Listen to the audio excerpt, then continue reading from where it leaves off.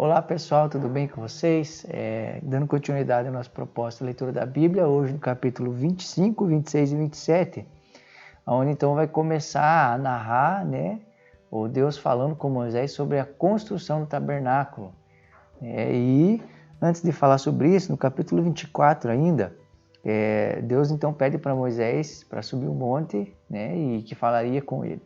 E passam 1, 2, 3, 4, 5, 6, apenas no 7º dia, Deus então fala com Moisés, e começa a dizer a ele sobre a construção do tabernáculo. E isso me chamou muita atenção, porque é muito comum, às vezes, a gente buscar a direção de Deus, ou querer que Deus fale conosco, só que de maneira rápida, para ontem. E nem sempre é assim. E Deus, de alguma maneira, falou com Moisés só no 7º dia. E às vezes eu e você temos tantas coisas para resolver e precisamos, às vezes, da direção de Deus para realizar as coisas, mas não estamos dispostos a esperar, às vezes, a resposta de Deus e já saímos fazendo. Imagine se Moisés, de certa forma, começasse a fazer o tabernáculo como ele achava que tinha que ser ou fazer. Quanto erro não aconteceria e, com certeza, teria problema com todas essas coisas. Ou seja, o fato de esperar Deus falar e ter dele uma clareza para fazer as coisas é o melhor caminho sempre a se trilhar. Tá bom, meus irmãos? Capítulo 25, então, começa com Deus. Vou ler para vocês aqui. Diga aos israelitas que me tragam uma oferta. Receba de todo aquele cujo coração o compelir a dar.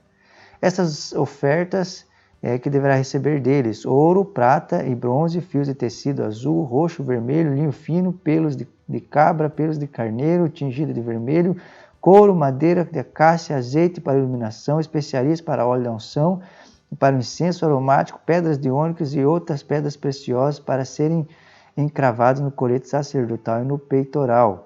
E farão um santuário para mim e eu habitarei no meio deles. Façam tudo como eu lhe mostrar, conforme o modelo do tabernáculo e cada utensílio. Ou seja, Deus então quer construir o tabernáculo. Qual que é o propósito do tabernáculo? O grande propósito do tabernáculo é Deus habitar no meio do povo. E isso é maravilhoso, Lá no deserto, lá no meio, do deserto, Deus está expressando que quer habitar no meio do povo. Hoje não há mais tabernáculo, mas hoje, através do Espírito Santo, Deus habita em nós e está conosco. E o tabernáculo, ele era sombra, ou ele apontava para coisas futuras. A grande verdade é que tudo no tabernáculo aponta para Cristo, para a sua obra poderosa na cruz do Calvário, para a salvação dos homens e, de alguma maneira, cada coisinha aqui, se for estudada e olhada de maneira criteriosa, você vai encontrar nela, por trás de tudo isso, coisas extraordinárias da parte de Deus. E o livro de Hebreus vai falar que são sombras de coisas que aconteceriam. E aqui, quando Deus fala com o povo sobre oferta, o povo então começa a trazer, e um pouquinho mais para frente a gente vai ver que Moisés chega a dizer para esse povo: não pare de trazer, já é o suficiente, E esse povo nos ensina muito sobre ofertar e entregar a Deus aquilo que Deus nos deu. Quando esse povo saiu do Egito, eles saíram com muitas coisas. Os próprios egípcios, impeliram eles a sair. O que eles pediam para os egípcios, como a Bíblia já havia falado que aconteceria, acontece. Eles começam a entregar para esse povo tudo o que eles pediram. E aqui, então, aquilo que eles haviam recebido dos egípcios, Deus usa para construir o tabernáculo e habitar no meio deles, Outra coisa que eu queria destacar aqui, fala ali no versículo 9: façam tudo como eu lhe mostrar, conforme o modelo do tabernáculo e de cada utensílio. Deus queria que as coisas fossem feitas da maneira que ele espera, da maneira que ele deseja. Ele passou um mapinha e falou: é assim que tem que fazer. E em todos os outros capítulos você vai ver no versículo 40, vai dizer assim: tenha cuidado de fazê-lo segundo o modelo que lhe foi mostrado no monte.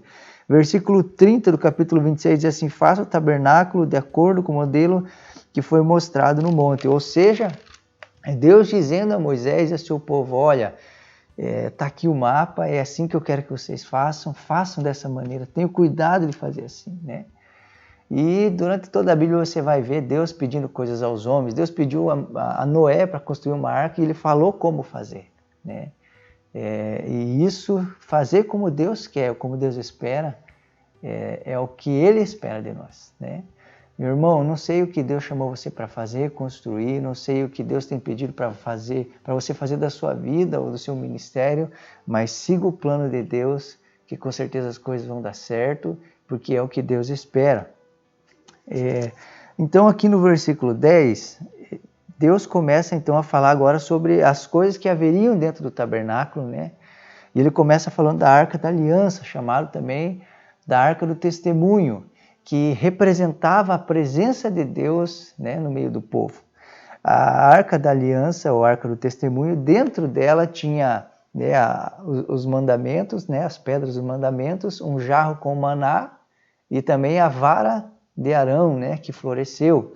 E em cima dela tinha o propiciatório, que é onde era derramado o sangue, né, do cordeiro, e ali havia, né, então acontecia a propiciação pelos pecados, ou seja, havia ali perdão de pecados. Uma vez ao ano acontecia esse ritual e onde era celebrado porque eles entendiam que seus pecados estavam sendo perdoados. Né, também ali no versículo 23 fala sobre a mesa e seus utensílios. Essa mesa, em cima dela tinha 12 pães, né? E alguns teólogos acreditam que tem a ver com as 12 tribos de Israel e até mesmo com os 12 discípulos. A mesa sempre representa, a mesa com pães sempre representa comunhão e relacionamento, que é de alguma maneira Deus expressando aos homens isso, né? Sobre comunhão e relacionamento. E também a gente sabe muito bem no livro de João que Jesus fala: eu sou o pão da vida, e aquele que come de mim, não terá fome.